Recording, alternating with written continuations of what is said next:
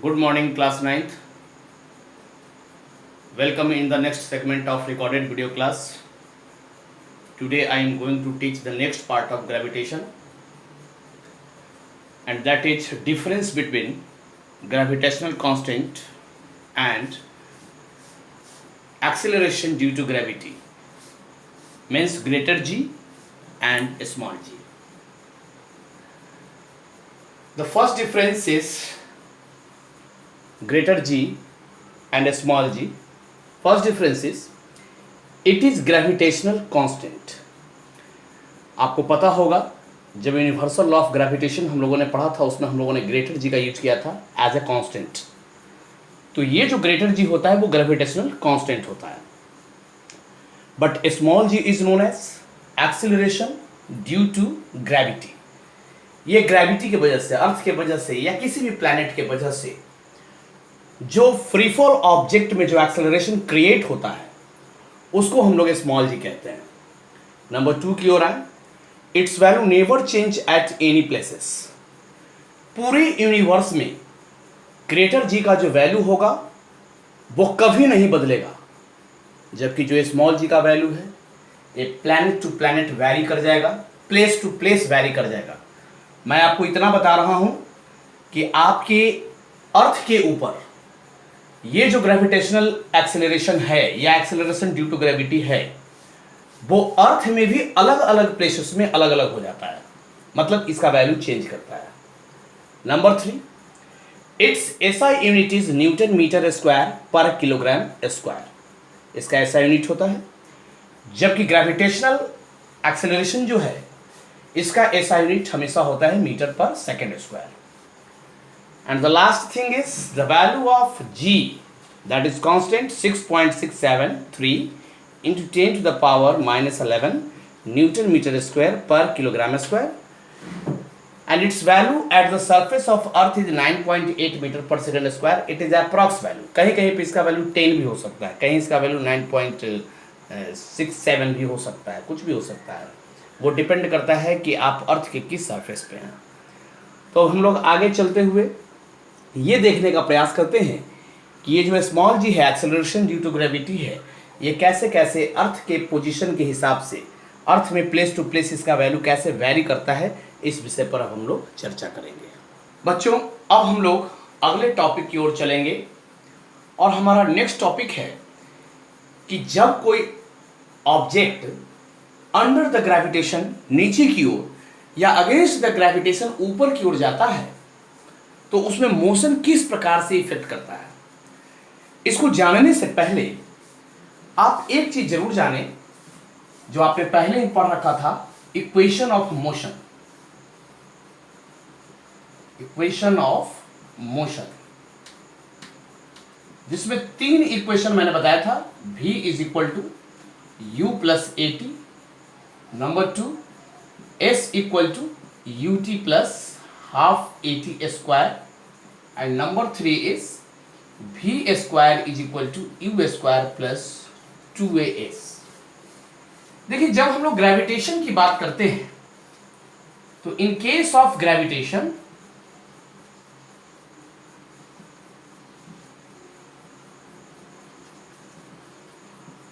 क्या क्या बदलाव आता है. a converted in g and s is converted in h, क्योंकि डिस्टेंस नहीं, अभी हाइट हो गया ऊपर से नीचे की ओर. इसके बाद भी 2 बातें होती हैं. Case 1, when object falls towards the earth.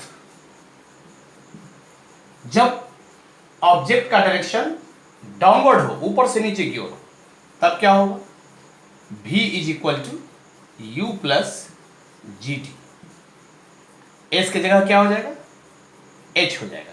किसके प्लेस पर, एस के प्लेस पर. मैं याद रखने के लिए यहां पे बता रहा हूं, u t plus half g t square.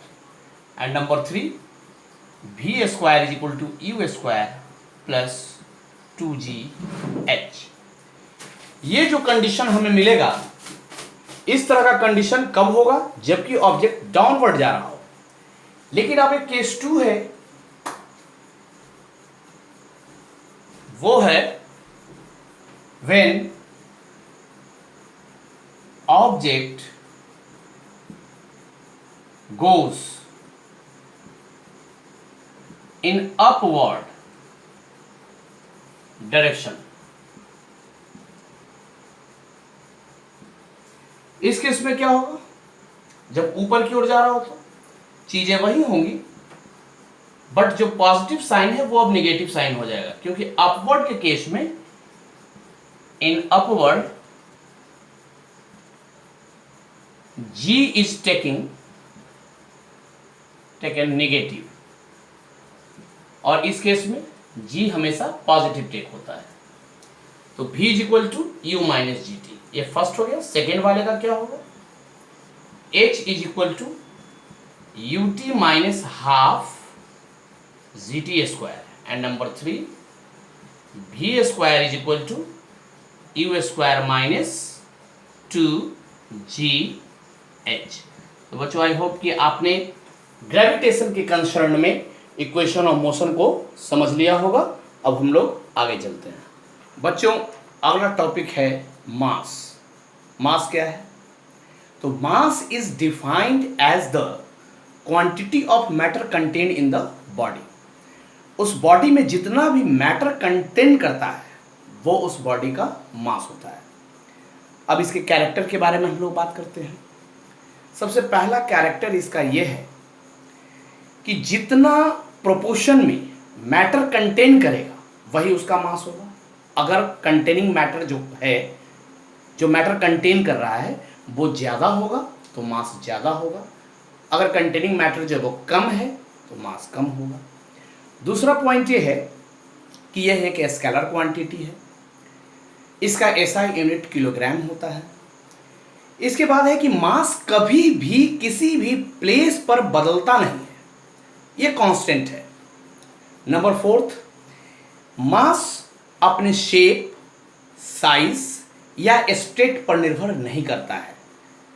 मतलब ऐसा नहीं है कि ज़्यादा जगह छेक लिया तो उसका मास ज़्यादा होगा और कम प्लेस जिसने ऑक्युपाइड किया उसका मास कम होगा, ऐसा बिल्कुल भी नहीं, उसके ऊपर डिपेंड ही नहीं करता है।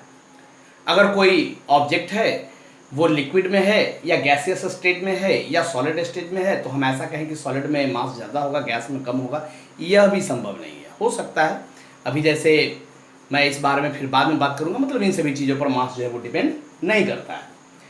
एक और भी बात है कि अगर मान लो कि एक बॉडी है उसमें कुछ मास है, वो किसी और बॉडी के नियर में गया, उसका कुछ और मास है, तो ऐसा नहीं है कि इस बॉडी का मास उसके वजह से इफेक्टेड हो जाएगा ऐसा बिल्कुल भी संभव नहीं है।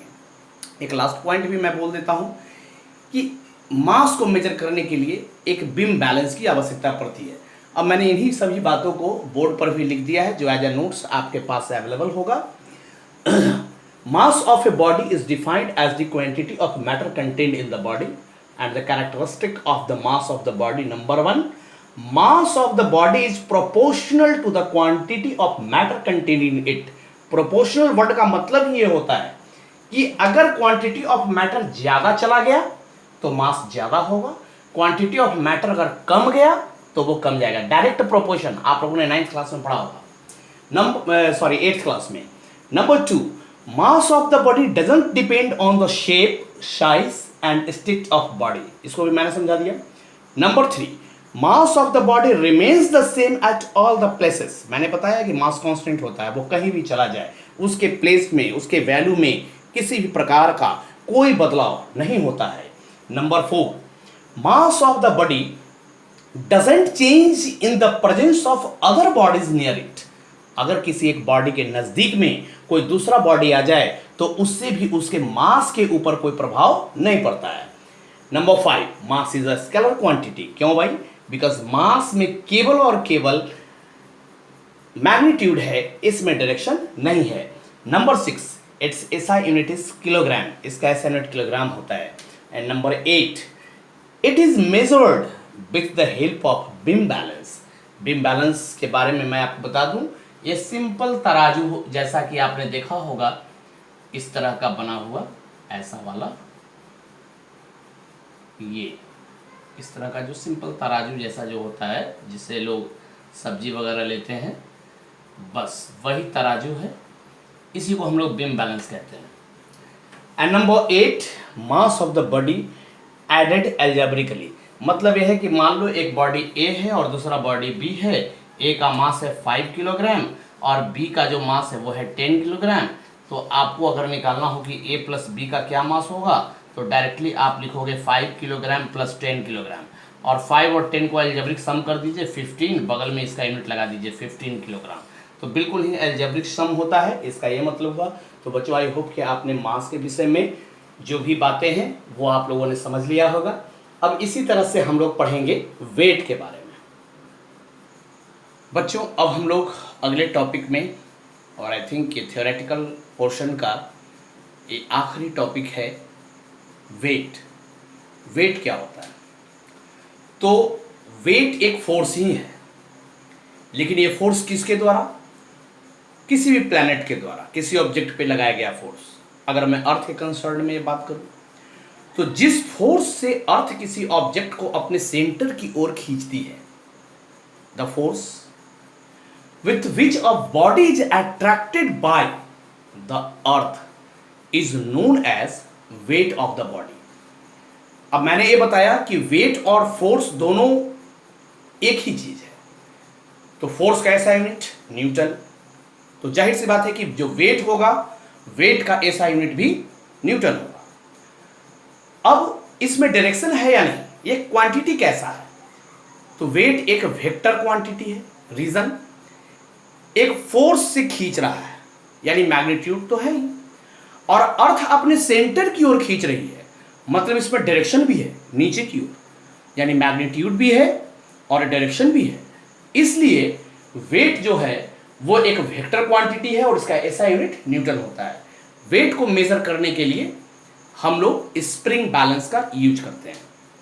अब एक बड़ा ही इंपॉर्टेंट क्वेश्चन है, what is the difference between mass and weight? बहुत सिंपल है। वो कैसे है? सबसे पहले तो दोनों का डेफिनेशन, मास जो है वो quantity of matter contained by the body है। वेट क्या है? जिस फोर्स से अर्थ किसी ऑब्जेक्ट को अपने सेंटर की ओर खींचेगा वो वेट हो जाएगा। मास कांस्टेंट होता है, वेट चेंजेबल होता है, क्योंकि अर्थ अपने पूरे सरफेस पे हर जगह एक ही ग्रेविटेशनल एक्सेलरेशन से किसी ऑब्जेक्ट को तो खींचता नहीं है, अलग अलग जगहों पे अलग अलग तरीके से। अलग अलग प्लैनेट पे जाओगे अलग अलग तरीके का ग्रेविटेशन फोर्स मिलेगा। तो वेट चेंजेबल है। मास कभी भी जीरो नहीं होता है, किसी भी ऑब्जेक्ट का मास कभी भी जीरो नहीं होता है, लेकिन जो वेट है वो जीरो हो भी सकता है, वो वेटलेसनेस की स्थिति है। मैं आपको एक एग्जांपल देता हूं। जब एस्ट्रोनॉट्स स्पेस क्राफ्ट में से ऊपर जाते हैं स्पेस में, तो स्पेस में ग्रेविटेशनल फोर्स बिल्कुल ही जीरो हो जाता है। In that condition, in that situation, जितने भी एस्ट्रोनॉट्स हैं वो वेटलेसनेस महसूस करते हैं और बिल्कुल ही तैरते हुए नजर आते हैं। तो ये एक वेटलेसनेस की बात हो सकती है, यानी कि वेट जीरो हो सकता है, लेकिन मास तो जीरो नहीं होता। मास का ऐसा यूनिट किलोग्राम होता है, जबकि वेट का ऐसा यूनिट न्यूटन होता है।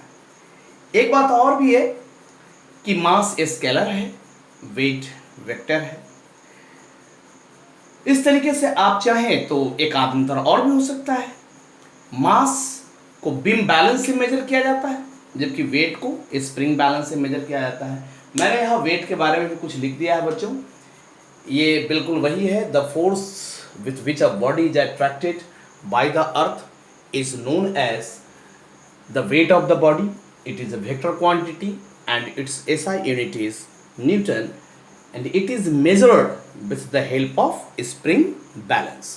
तो इसमें आपको ये वेट के बारे में पूरा आइडियाज हो गया। अब बच्चों मैंने थ्योरेटिकल पार्ट पूरा ही आप लोगों को समझा दिया है। अब मैं चाहता हूँ कि इस वीडियो का समापन मैं यही करूँ, ताकि अगले वीडियोज़ में फ्रेश रूप से आप लोगों को अब इसके न्यूमेरिकल के बारे में मैं समझा सकूँ। तो बच्चों ठीक है, अगले वीडियो में मिलते हैं, तब तक के लिए धन्यवाद।